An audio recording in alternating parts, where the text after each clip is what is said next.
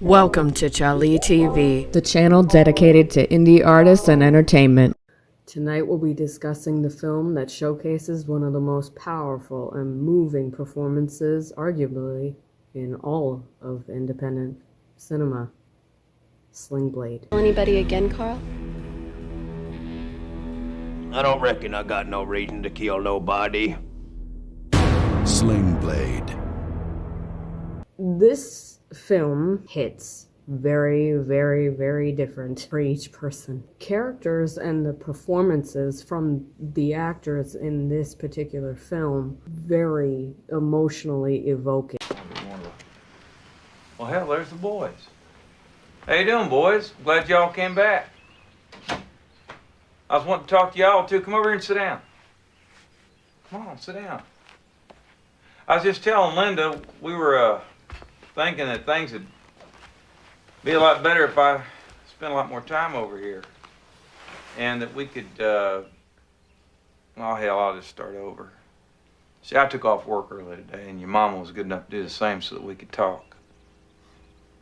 Really what I come over here to do was apologize, which ain't easy for me, about how I acted the other night. Now, I admitted I was drunk. I got all worked up, and one thing led to another. I care about y'all, though, I do, really. I don't mean to be so damned, well, asshole-ish, I guess would be the word. Carl, I don't believe I hit you, did I? So no apology necessary, I guess. But Frankie, I'm sorry. I'm sorry I hit your mama. I must say, when people see this particular film, I think the thing that hits the chord the most is the fact that the characters seem very real and very raw. You know, rural characters, which is how a lot of people live. They live in rural, you know, America, or even outside America. You know, they live in a rural surrounding. Years, Carl Childers is coming back to his hometown. Carl, see if you can figure out what's wrong with this thing. It won't crank up and everything seems to be put together, right? It ain't got no gas in it. Billy Bob Thornton wrote, directed, and was a part of many other facets of the film. Many people ask him if this is based on a true story. He explains that the story is not based on a true life tale. However, he is from rural Arkansas, where the film takes place. So the characters are loosely based on people that he's known throughout his life. The authenticity of his southern roots play a massive part in the film and are very present in the story. You can feel the authenticity of it. It's that strange looking man behind you. That's Carl. I met him at the laundromat.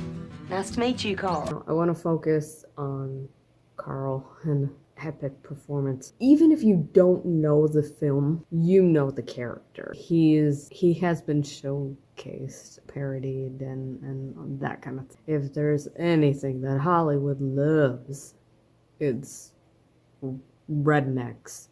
They love that. Can I help you, sir?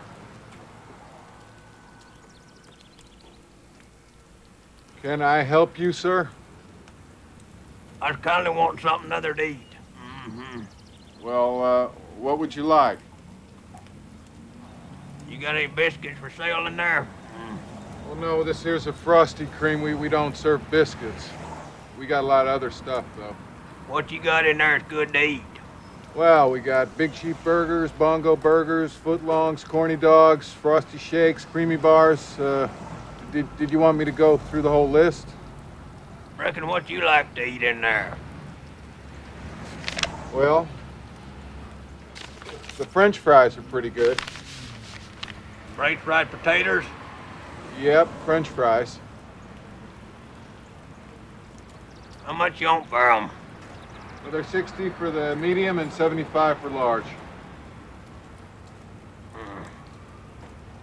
I reckon I'll have me some of the big ones.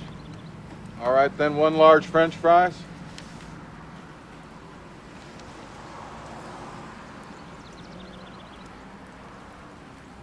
The character of Carl is a mentally disabled man who has cognitive issues. He's very socially awkward. That's just not because of the disability. That's also due to severe abuse and neglect. I was sitting out there in the shed one evening, not doing too much of nothing, just kind of staring at the wall and waiting on my mother to come out and give me my Bible lesson, you know.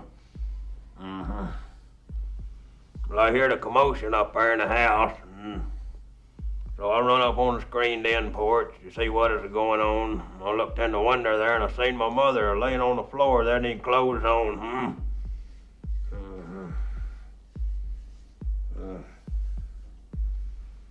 I seen Jesse Dixon laying on top of her. He was having his way with her. Well, I just seen red. I picked up a Kaiser blade that was sitting there by the screen door. Some folks call it a sling blade. I call it a Kaiser blade. Just kind of a long wood handle, kind of like an axe handle, with a long blade on it, shaped kind of like a banana. Sharp on one edge and dull on the other. It's what the highway boys used to cut down weeds and whatnot, you know. On top of being handicapped, this character has suffered years of psychological and emotional turmoil leading to murders. Despite Carl's past, he has a very strong sense of morality, and what he feels in his heart is right and wrong, even if it doesn't fit. But what drives this character is his desire for redemption and forgiveness, and is what compels him to be empathetic towards, the other characters that he deems and he has adopted as family, because for the first time ever, he's treated with respect and love. Now, there are a lot of people that live anywhere in rural America that watch this really evokes a lot of emotions. If you have never seen the film, I will say that when you see the, drunken, abusive boyfriend,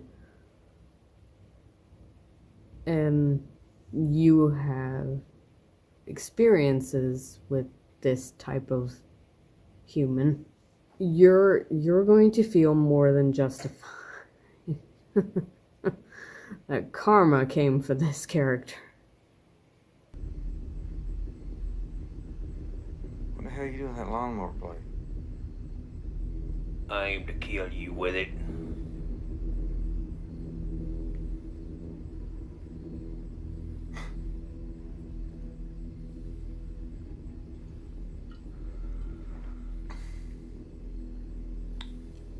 To call the police, you push 911.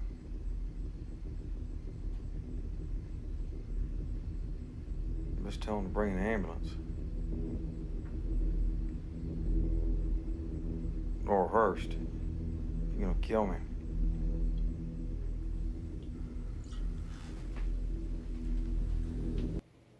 To a character like Carl, it was his duty to be a guardian angel. Thank you for joining me for another episode of Indie Artists and Entertainment on To Chaleigh TV. Have a great night.